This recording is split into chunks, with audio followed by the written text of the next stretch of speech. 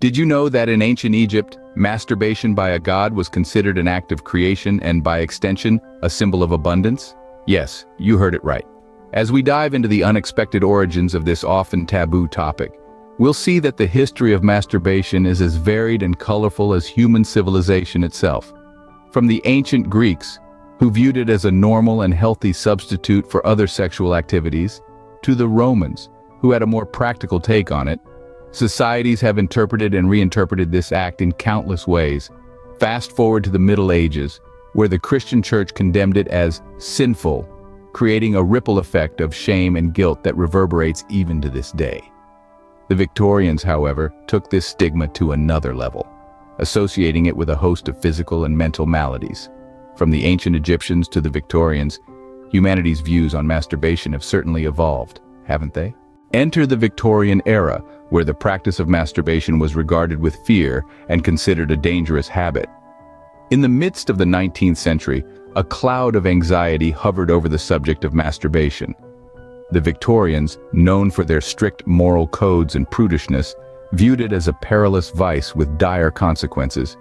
This period saw the proliferation of medical journals, literature, and even devices designed to prevent this harmful act. Myths and misconceptions abounded. Medical professionals of the time propagated the idea that masturbation could lead to an array of health issues. The list was long and daunting, from physical weakness and mental instability to blindness and even death. Renowned Swiss physician Samuel Auguste Tissot claimed it was more dangerous than smallpox.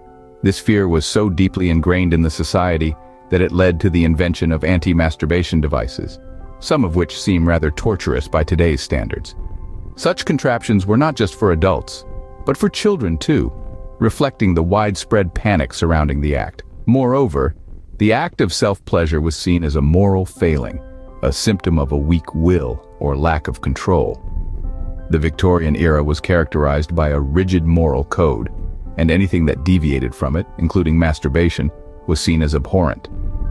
These beliefs were not based on scientific understanding or empirical evidence, but rather societal norms, religious beliefs, and pseudoscience.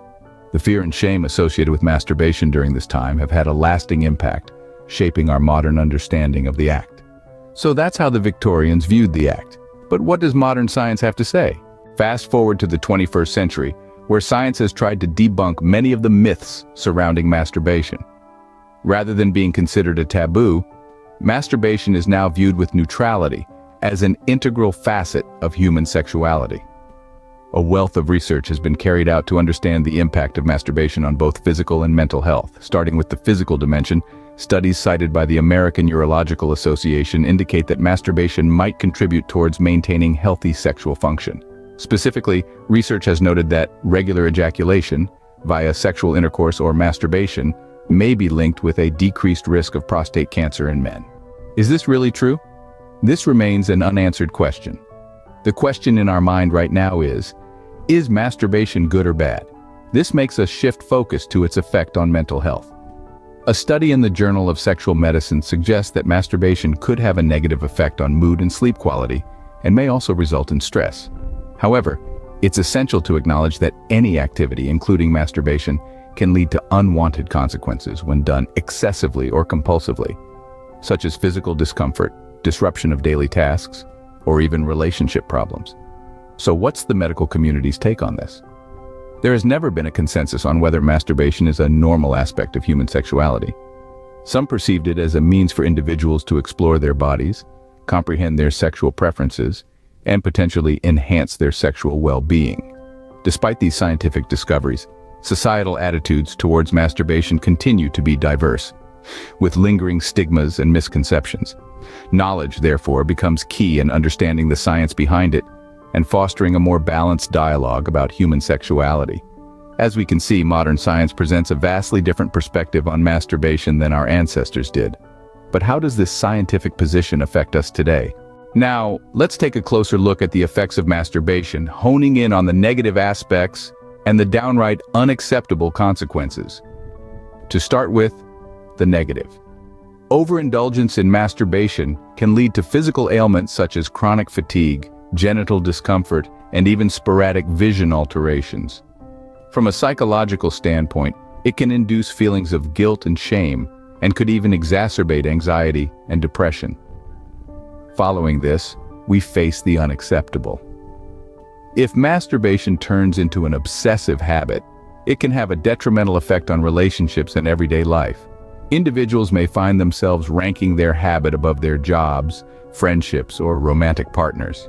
In extreme scenarios, it might result in sexual dysfunction, interrupting day-to-day routines. In conclusion, masturbation, like many other things in life, is a complex subject that cannot be simplified into good or bad. We've journeyed from its unexpected origins, through the Victorian era's fears to modern scientific views, and considered the good, the bad, and the ugly. It underlines the importance of understanding our bodies and our own unique health.